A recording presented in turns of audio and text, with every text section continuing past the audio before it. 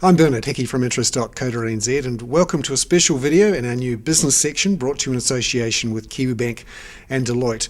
I'm here with Bill Hale from Deloitte, a partner in Deloitte, to talk about the sorts of things that might help small businesses grow.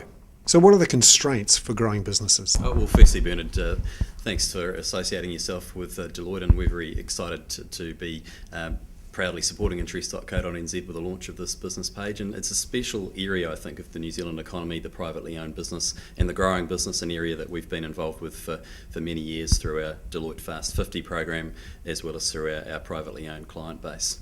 Now, in terms of growth and those issues that might constrain growth, I think there's a couple of things that are always on the hit list for most of those growing businesses. There's one obvious one, which is cash flow, and we'll go into that a little bit later on. But the other key one, I think, is probably around talent and making sure you've got the right people on the bus. Do you have a good driver of the bus, and is the bus heading in the right direction?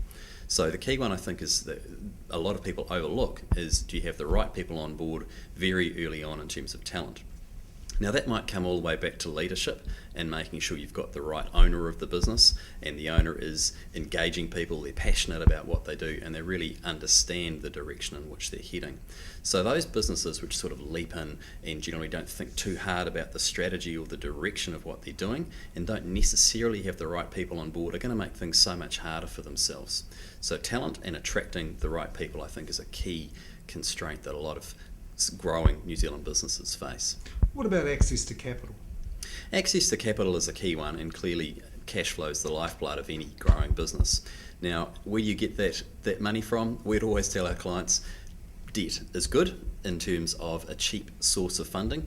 If you need to go to get your capital from an equity source, then not only is it more likely to be a painful process in terms of having to get other people believing in your business and opening their checkbook to put some equity in, but the key thing there is there's a lot more constraints. There's another person that is going to be demanding information, demanding returns, and making sure you're sticking to your plans. Now that can be a good thing if you bring someone into your business who's got some other skills that can help you grow, but if it's purely just a financial investor, it might just bring another level of rigour over your business, which might be a little bit painful. So the key message here is have a good relationship with your bank. Make sure you've got some good systems in place and you understand where your business is at and it's not out of control in terms of information flows, and cash flow forecasting is pretty key. Because when you go and talk to a banker, what do they hate? They hate surprises, right? They don't want to find out at the last minute that something's not right or that there's a bit of information that they're not aware of. So I think if you understand where you're at and have some good cash flow forecasting and do the basic things right, like getting your accounts done on time, that will help your relationship with your bank.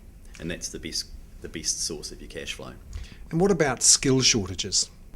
That's right, and some of the recent research we've done through our human capital team has shown that skill shortages are already prevalent in the New Zealand market, even though we're clawing our way back out of what's been a couple of hard years, and particularly things like the IT and the property sectors have already been hit in terms of a lack of a skill base. Now, with a growing business, I guess the key thing is making sure you've got all of the right bits of talent early on. It's kind of hard to do if you've got to compete for that talent where they might have been coming out of a corporate or perhaps something that gives a little bit more job security. So what do? You probably have to be quite innovative. Make sure you work your networks within the industry that you're in and understand who the right people might be, and go and engage with those guys and really find out what it is that they want to do. If you find the right person that doesn't want to be a corporate but wants to be in that privately owned business and wants to come along the journey, then I think you can be innovative around some of the incentives. And some of the really successful growth businesses we see don't necessarily pay their guys more than what's in industry, but they give them the flexibility around what they want to achieve in life, and they give them something which they can own. And often that sense of direction or ownership for people within a business is a very powerful thing. So Bill, you must go into a lot of businesses that are successful. What are the key indicators of success you look for?